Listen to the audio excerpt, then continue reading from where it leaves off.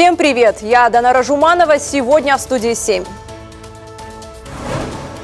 В Актобе 13-летняя девочка спрыгнула с 20-го этажа. Полиция завела дело по факту доведения до самоубийства. Почему мы остаемся лидерами по подростковому суициду? Как узнать, что у вашего ребенка появились черные мысли? Американский суд наложил санкции на Мухтара Аблязова и Ильяса Храпунова. Заставит ли это беглых олигархов вернуть украденное, выясняли наши журналисты. В стране растет число выпускников, сдающих ЕНТ на казахском. Все больше становится тех, кто делает его модным. Как играючи выучить довольно сложный язык. Во всем информационном потоке мы выбираем то, о чем действительно стоит задуматься. С нами все станет понятно. Поехали!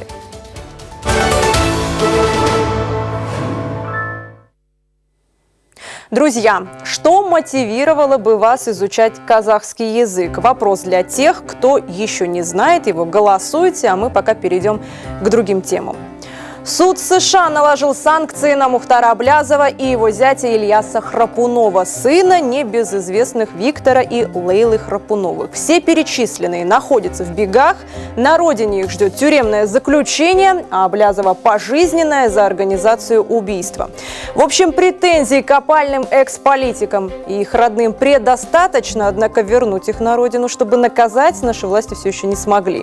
Повлияют ли на это американские санкции, выяснял Адиль Балтабаев. Давайте обо всем по порядку. В 2009 году Мухтар Аблязов похитил миллиарды долларов у БТА банка, выдавая фиктивные кредиты, за что заочно был осужден в Казахстане на 20 лет. Он также получил пожизненный срок за организацию убийства банкира Ержана Татишева.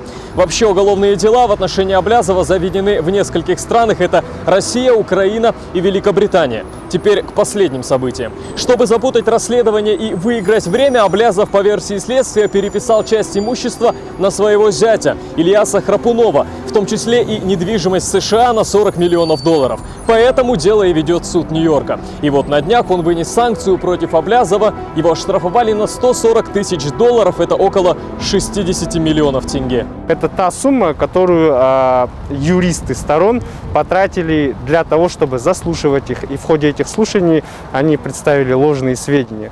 То есть суд посчитал, что эти расходы с нашей стороны были необоснованные, та сторона повлекла эти расходы, поэтому она должна их возместить. А вот сколько за игру с судом в кошки-мышки заплатит Храпунов, пока еще не сказали. Но самое обидное, что эти затраты на суды Аблязова за рубежом оплачиваем мы с вами, налогоплательщики. И иногда случается так, что эти разбирательства – пустая трата времени. Вот чем конкретно остался недоволен суд. Семья Храпуновых, например, не представила никаких финансовых отчетов, и аргументов почему тоже. Также Ильяс Храпунов, которого американский суд назвал главным нарушителем раскрытия информации, удалил все свои электронные письма и использовал вместо этого сотни зашифрованных почтовых ящиков, а пароли от старых якобы забыл. Любопытно, что Аблязов в свою очередь подтвердил, он владеет состоянием в 20 миллиардов долларов, вот только откуда у него такие богатства и кто ему помогает ими управлять, рассказывать не стал. Тестя и зятя судят по всему миру, а когда их на родину-то вернут ответить перед народом, и что для этого нужно, узнали у юриста Айман Умаровой. Это честное, объективное расследование. То есть это должны быть люди, которые не зависят ни от, допустим, вышестоящих там кого-то чиновников, да, и так далее. Юристов можно всегда найти. И вот мы поражаемся, например, тому, что Министерство юстиции столько лет никак не может, во-первых, разобраться с этим делом. Как бы там ни было, штраф Аблязов должен выплатить в течение 3 месяцев. Основное заседание суда пройдет в феврале 2022 года.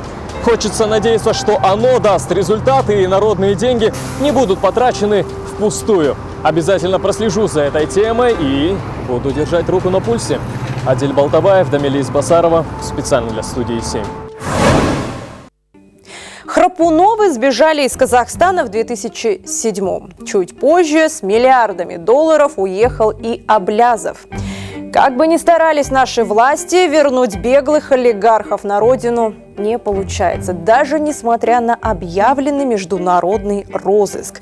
Этот факт однажды просто до коликов довел казахстанцев, когда Ринат Болгабаев, эксперт по пиару и юморист, опубликовал вот это фото. На крупном плане вы видите, это Ринат, а позади, как вы можете увидеть сами, чета Храпуновых, разыскиваемая, между прочим.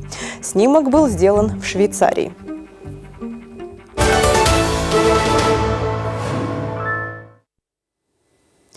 И к другой теме. В Актобе девочка-подросток выбросилась с балкона 20-го этажа жилого комплекса. От полученных травм ребенок погиб еще до приезда скорой помощи. Полиция завела уголовное дело по статье «Доведение до самоубийства». Что толкнуло ребенка на этот страшный шаг? Эльмира Ержанова поговорила с отцом. Этот балкон на 20-м этаже стал последним местом, где стояла еще живая Диана. Отсюда 13-летняя девочка сделала свои последние шаги и полетела вниз. Ее тело обнаружат на земле в начале 7-го вечера. Что толкнуло подростка к смертельному прыжку, сейчас выясняет полиция. Ввиду тайны следствия никакую информацию не распространяют. При этом беды в тот роковой день будто ничто не предвещало. Убитый горем отец рассказывает, Диана обедала с семьей, смеялась, шутила, а затем сказала, что пойдет в кино. Правда, собиралась с одной подругой, а в итоге встретилась с другой, с которой раньше жила по соседству. С 20-го этажа именно ее дома девочка прыгнула вниз. Подруга ее живет в этом доме, одноклассница, подруга там живет. Она сначала вообще нам сказала, подружке, которая по укулеле, с ней пойдет, сказала. Она пошла к кино, вообще по-другому, с другой подружкой должна быть. Почему она там оказалась? Непонятно. Консьерж дома рассказала, что в день трагедии видела девочек вместе несколько раз. Живущую здесь подругу Дианы женщина описывает положительно. Говорит, воспитанная, живет с бабушкой. Вообще скромница, так она много никого не водила, ничего. Не знаю, вот совсем да, весь день ходили, и что случилось, что у них там это. А они тут ходили целый день, Тут ходили, да, это. С утра? С утра и в кино, говорит, ходили. В школе, где училась Диана, до сих пор не могут оправиться от шока. Говорят, ничто в поведении девочки не вызывало вопросов. Ученица 7 класса до последнего вела себя обычно. Со всеми открыто общалась, была душой компании. Ее любили и одноклассники, и учителя. Ребенок из благополучной полной семьи. Старшая из 3 детей. Есть еще сестренка и младший брат. Никаких изменений не замечала. Она была всегда открытой, отзывчивой. Всегда со всеми дружила, со всеми детьми нашего класса дружила. Никаких у нее конфликтов не было. В классе с родителями, с учителями не было. Больше ясности в хронологию событий могла бы внести информация из личного смартфона погибшей девочки. Он сейчас у следователей, его пытаются разблокировать. Отец не исключает, что ребенок мог попасть под влияние опасных аниме. Сюжеты из японской мультипликации она рисовала часто. Анимешные, да, вот там в основном там она рисует, анимешные такие рисунки там. Ну там по этим рисункам не знаю, что можно там сказать. Не знаю, точно не могу сказать, потому что я вот эту картинку я вот вчера только сам увидел. Есть руки, там руки нарисованы отдельно такие были. Потом вот там она, потом вот как слайд, типа как нарисована, она сама рисует хорошо, по идее. Она вот в художественном лицее училась. 3 25-этажных жилых дома, стоящих рядом, уже давно пользуются в городе дурной славой. Здесь уже случались суициды. В ноябре прошлого года с 25-го этажа прыгнула совсем юная пара. Парню было 18, его девушке 17 лет. А погибшей Диане 9 октября исполнилось 13. Несовершеннолетняя от полученных травм скончалась до приезда скорой медицинской помощи. Причины и мотивы произошедшего выясняются. Проводится досудебное расследование по статье 105 части 3 Уголовного кодекса Республики Казахстан «Доведение до самоубийства». Диану похоронили вчера. Прощаться с жизнерадостной, творческой и улыбчивой девочкой пришло много людей. Трагедия не оставила равнодушными даже незнакомых с семьей горожан и заставила в очередной раз задуматься, а уделяем ли мы нужное внимание своим детям. Эльмира Ержанова, Азамат Кубегенов, специально для студии 7. По тем данным, которые нам озвучили в прокуратуре, можно сказать, что ситуация с детскими суицидами просто аховая. За 8 месяцев этого года в Казахстане покончили с собой 130 подростков. То есть каждые 2 дня в стране погибает один ребенок. О том, что у нас большие проблемы, говорили во Всемирной организации здравоохранения. Мы входили в тройку антилидеров государств, где дети чаще прыгают с балконов и режут себе вены. А в Центральной Азии мы просто вообще обогнали всех. Итак, главный вопрос: как определить, что ваш ребенок решился на суицид? По каким признакам можно это понять? Мы спросили известного психоаналитика Анну Кудеярову.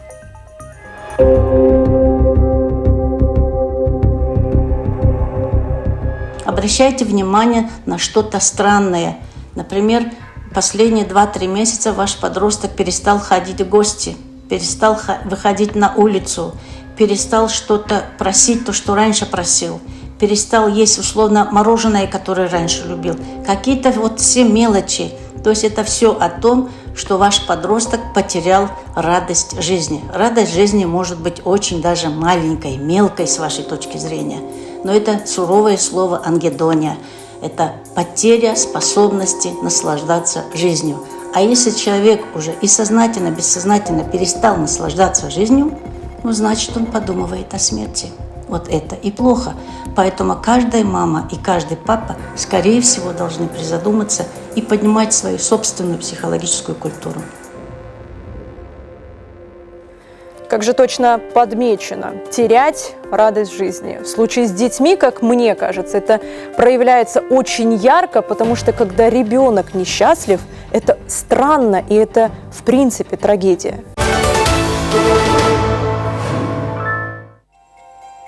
Я Данара Жуманова, это студия 7. Друзья, не забываем про опрос, что мотивировало бы вас изучать казахский язык. Поговорим об этом прямо сейчас. Итак, число выпускников, сдающих ЕНТ на казахском, продолжает расти. Так, в этом году почти 70% 11-классников сдавали тест на госязыке, и это уже тенденция. Число говорящих и говорящих казахша свободно растет. Плюс ко всему появляется больше контента на госязыке. Влоги, блоги, подкасты и, что важно, язык становится модным. Моя коллега Айнур Имангали расскажет о современных методах обучения.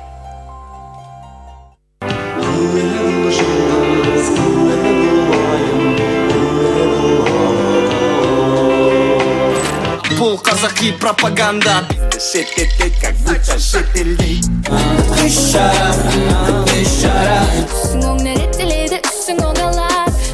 Нәрсені өзім ғана мол қылам, біреуге сеніп қайтем мен бұл ғаламда.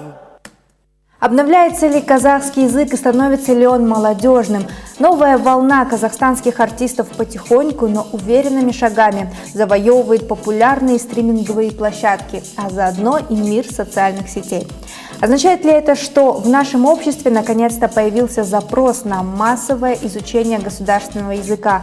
Или это все-таки наше естественное желание нащупать ту самую казахстанскую идентику? На сегодняшний день можно сказать, что казахский язык становится популярным, да, он возрождается. Казахский язык сегодня наполняется новыми словами. Тому доказательство, наверное, это сегодняшний наш ТикТок. Это казахоязычные, скажем так, вайны, да, которые снимают вайнеры. То есть это на сегодняшний музыка, да, которая также становится, скажем так, популярными, именно казахские песни, да, скажем так. Молодые казахоязычные артисты порой поднимают в своих текстах темы, волнующие не только их поколение, но и всех казахстанцев в целом, фрагментируя видеоконтент историческими отсылками и даже политическим контекстом.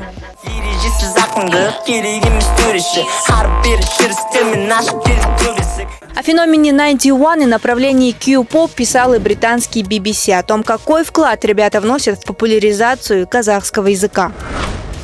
Отличие группы 91 заключается в том, что она стремится популяризировать казахский язык. Q-pop считают инструментом укрепления национальной культуры Казахстана, рассказал BBC эксперт в области K-pop. Кстати, о той самой казахстанской идентике и роли качественного контента на государственном языке говорил и президент в своей недавней статье в газете «Егемен Казахстан». Сформированы все правовые методы и гарантии для того, чтобы сделать казахский язык действительно объединяющим фактором народа страны. Сегодня в мировой киноиндустрии, например, высокий спрос на сценарии, где есть исторический контекст. В США и Европе достаточно часто снимают кино об известных всем исторических событиях. Сейчас такие платформы, как Netflix и HBO, поворачиваются в сторону Азии. А так как в нашей истории есть много ярких и важных событий, это может стать основой для масштабных кинопроектов. А может, казахский язык становится мировым феноменом? Благодаря выступлениям Димаша Кудайберген, к примеру, люди из разных уголков планеты проявляют интерес к изучению казахского. Может быть, поэтому в репертуаре артиста немало народных песен, воспевающих самобытность казахской культуры, красоту и поэтичность нашего языка. Осталось совсем немного – заговорить на нем.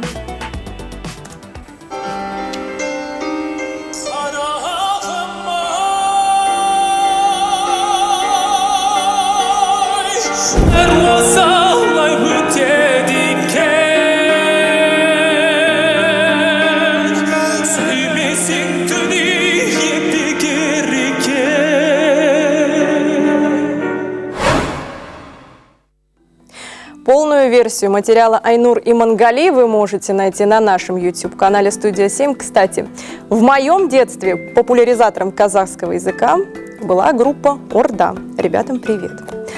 Итак, герой нашего следующего материала решил учить язык самостоятельно, без репетиторов. Сергей начал с перевода обычных фраз, используемых в обиходе. И вот так играючи усвоил логику языка. Это уже большая победа. В итоге навык Сергею пригодился и в работе. Он проводит мероприятия, и теперь еще и на казахском. Я из города Кустанай, я там родился. Приехал сюда учиться в 18 лет, в 17 даже точнее. Вот. И, собственно говоря, окунулся в атмосферу совершенно другую. Явно прослеживались тенденции к тому, что люди больше разговаривают на казахском языке. Я играл в КВН, в казахский. Началось все с того, что я объявлял номера, спрашивал у капитана, как это вообще переводится, он мне переводил, и это у меня откладывалось в голове. Анау жанда орыстарға ең жақсы гүлдерді беріп жіберші тезірек, жарай ма? Кімге гүл?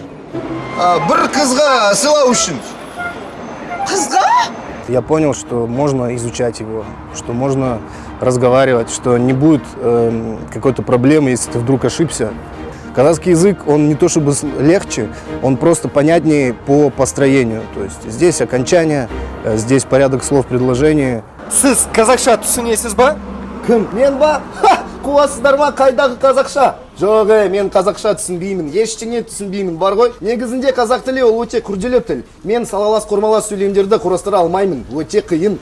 Интересен еще и тем, что изучив его, в принципе, вы поймете, о чем идет речь во всех тюркоязычных странах. То есть это неплохо, это такие ворота для восточного мира. Не надо говорить тяжело, не могу, вот прям не дается. То есть этот барьер убирается, и когда вы начинаете разговаривать, выучите одну фразу, примените ее, посмотрите на эффект, вам захочется еще. Нужно такую себе создать базу из каких-то слов, из каких-то предложений, то есть те вещи, которые в повседневной жизни используются. И вот именно это и будет основой всего. То есть, а это сделать не так сложно. Это главное вот, понять, что ты хочешь сказать, перевести, один раз сказать, и у тебя уже запишется на твой жесткий диск. Казахша сөйлеу оп-оңай. Что хочется тем, кто только начинает учить, сказать, просто разговаривайте, и все. Итак, как можно легко и просто, все как мы любим, выучить казахский язык. Поговорим об этом с Айгерим Хопур. Айгерим – автор новой методики преподавания под названием «Нейроказахский». Айгерим, здравствуйте. Здравствуйте. Но если нейроказахский, я так понимаю, что методика связана напрямую с работой мозга. Да? Объясните, верно, пожалуйста, да. как это все работает? Моя методика основана вообще на преподавании иностранных языков в целом, и плюс я учитываю работу мозга и памяти нашего в целом. То есть как мы вообще воспринимаем знания, приобретаем знания и как лучше их запомнить, чтобы не терять время, да, не распыляться, а чтобы быстро, качественно, эффективно, допустим, в течение 3 месяцев овладеть, например, уровнем А1, А2. То есть в этом... Это начинающий, да, я да, так понимаю? Да, начальный уровень. Это точнее. начальный уровень, да, и потом B1, Да. B2. Самое основное, это нам достичь уровня А1, А2, и дальше уже будет легче, там уже пойдет по накатанной, да. И вообще, как я учитываю, как работает наш мозг, да, на что он реагирует. Например... Да-да-да, продолжайте. В основном, чтобы запомнить какую-то информацию, мы запоминаем структурную, системную информацию. Для этого, да, я структурировала и систематизировала темы казахского языка, грамматические плюс лексические. Да. Ну вот смотрите, давайте на примере. Вот смоделируем ситуацию. Есть человек, да, который хочет выучить казахский язык, но он работает, к примеру, в медиа, как мы. У него в день столько информации в голове, да, просто потому что у нас информационный шум, и он, например, работает журналистом. Вот как ему выучить язык, когда, извините, ему ничего в голову вообще не лезет, он забывает хлеб купить себе домой по пути с работы. Да. Но все равно для изучения языка нужно выделить время, да, хотя бы 20 минут, то есть регулярно нужно занятие языком. Допустим, раз в неделю 2 часа не получится. Хотя бы 20 минут каждый день нужно уделять языку. Что нужно делать в эти 20 минут? Смотрите, чтобы изучить язык, нам нужно овладеть 4 аспектами, развивать 4 аспекта. Чтение, письмо, говорение и слушание. Только потребление, только чтение, только слушание не поможет. Да? Нам также нужно говорить, проговаривать.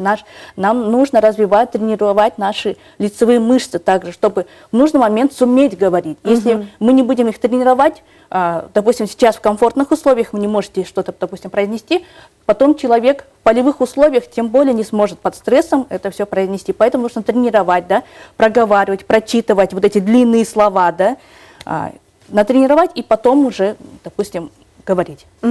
А что нужно читать? Вот прям «Путь Абая» начинать или сказки? Нет, вообще я не говорю, чтобы просто начинать, например, сказку или «Путь Абая» и так далее. Да? Нам нужны определенные базовые знания. Да? И эти базовые знания, допустим, я даю в своем учебнике, да, на своих уроках, потому что каждый человек, да, получая определенную информацию, да, видя, наш мозг ищет что-то знакомое, что-то новое. Нам нужно за что-то зацепиться, и чтобы вокруг этого уже потом дальше уметь там понять. Ну вот мы же уже смоделировали ситуацию и представили. Есть герой, да, вот работник медиа. Вот что ему нужно читать? Просто так взять «Путь Абая» не получится. Да? Так, а что нам нужно читать?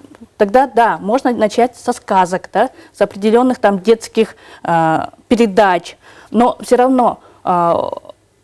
Я думала, вы скажете, раз журналист должен читать казахскую версию тенгринский язык. Ну, можно, да, но все равно наша жизнь не только вокруг меда, да, допустим, крутится, не только вокруг журналистики, да. У нас там дома мы мама, да, допустим, где-то там мы коллега, где-то подруга, да. То есть язык – это живой организм, это наша жизнь, то есть мы должны охватить все аспекты нашей жизни. И поэтому я даю тему так, грамматические, то есть это не просто грамматика, я даю им новую жизнь, а люди понимают, да, в каком месте, в какой обстановке я могу применить это. А скажите, пожалуйста, есть ли какие-то особенности, когда человек изучает язык, например, в 6 лет или там в 20 лет и в 40 лет? Ну просто я помню, мой преподаватель в ВУЗе говорил: Донара, читай, потому что после 26 ты уже не будешь так воспринимать информацию легко и играючи, как это было в 20. Да, конечно, да. Все равно возраст имеет значение.